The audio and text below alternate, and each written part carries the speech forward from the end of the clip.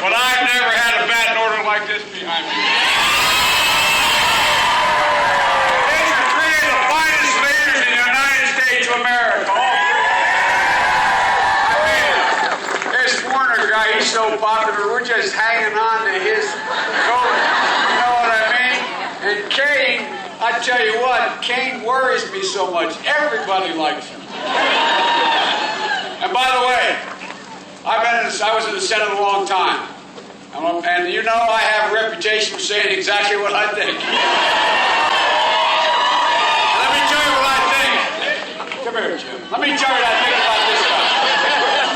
This is one stand-up man. I've served the whole time. I've never met anybody who has a combination of being smarter and tougher and just straight, flat, honorable as this man right here.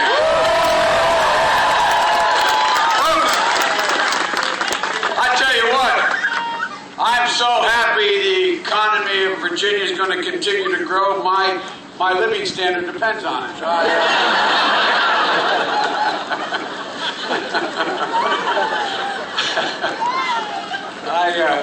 First of all, how many of you women and men in this audience are veterans or know someone who served in Iraq or Afghanistan? Well,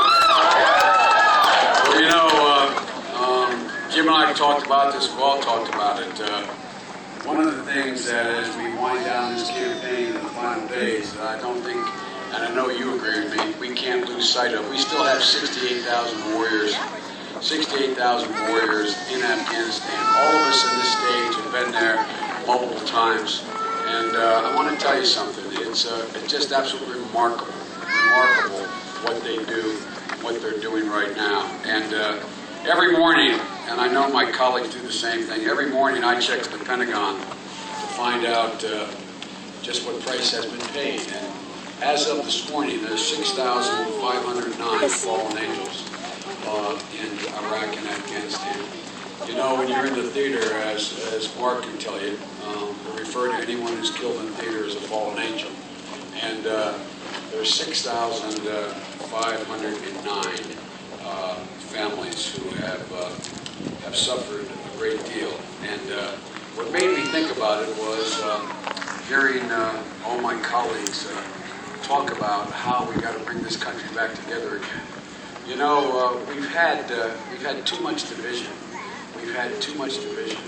And one of the things that I found remarkable is none of the 50,118 who were wounded, none of the 17,000 who were critically wounded, none of them ever asked the guy or woman that are standing next to me, you're a Democrat or Republican.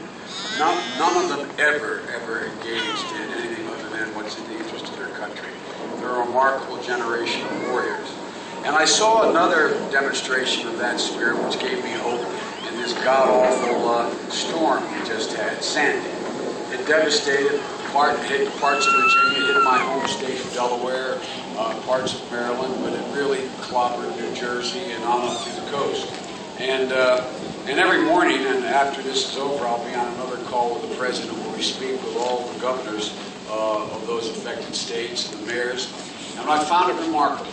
They're Democrat and Republican, but they're all acting together again. They're acting like when Mark, when you and I got started in politics. I mean, we didn't have, the governor of Delaware is a Democrat.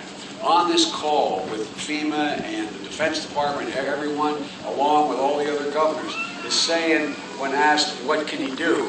What do you need, Governor? He said, well, Mr. President, I'd like to say to Chris Christie, look, Delaware's been hit, but if you need any of our cherry pickers, if you need anybody to put, if you need any generators, you're going to hit more than we've been hit, so we'll send them to you. The governor of Connecticut saying the same thing, the mayors of these cities. Ladies and gentlemen, that's how people are responding in the crisis now. And that's how we have to go back to, what we have to go back to again.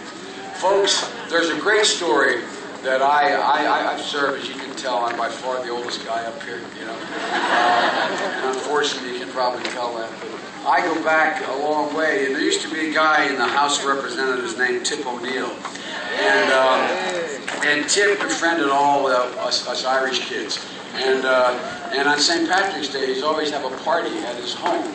And I'll never forget the last election he ran, and he and Ronald Reagan were friends, but they used Tip O'Neill as a poster boy for the Democratic Party in his last election. And it was only a close election. It didn't turn out to be close, but a tough election he had in his whole career. And he told the story at the St. Patrick's Day party, standing on the steps of his basement looking out at everybody. He said, look, he said, you know, this election, he said, I've lived next door, and I'm making the name up, I can't remember her name, Mrs. O'Grady. He lived in a duplex in Cambridge. And he said, what I did every election night, he said at 7:30, I'd put on my top coat to go down to the VFW and wait for the results to come in. He said it was cold as usual. He said I put on my top coat and was walking down the stairs with a joint staircase with a bar dividing them. And he said halfway up the stairs, down the stairs, he met his next door neighbor of 28 years, Mrs. O'Grady. He said, Mary, did you vote for Tip this year? And she looked at me and she said, no, Tip, I didn't. She said, oh, God, what's the matter, Mary?